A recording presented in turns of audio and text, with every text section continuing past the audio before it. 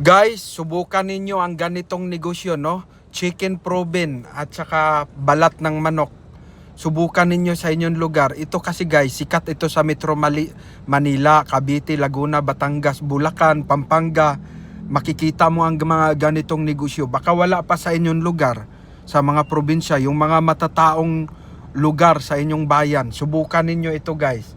Kasi ang mga nagtitinda nito guys, mga milyonaryo na, no? Mga mayayaman na. Itong mga nakita ninyo yung mga tindero dito, mga tindero lang po yan. Hindi po yan ang mga may-ari. Sa gilid-gilid lang po ito ng kalsada. Yan po ang tinatawag na vendor, yung walang permanenteng pwesto, no?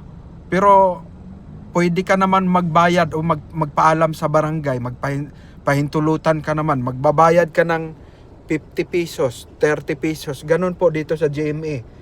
Nung ako yung mga nagnegosyo pa ng mga ganitong pagbibindor guys, nagbabayad ako ng 60, 50 sa barangay, 30, depende sa hinihingi ng barangay. Dagdag income kasi ng barangay, kaya hindi po lahat ng vendor ay bawal. Meron pinapahintulutan ng barangay. Pero may darating ang panahon, after 5 years, after 6 years, may pagbabago. Pwede kang maalis sa pwestong pinipwestuhan mo.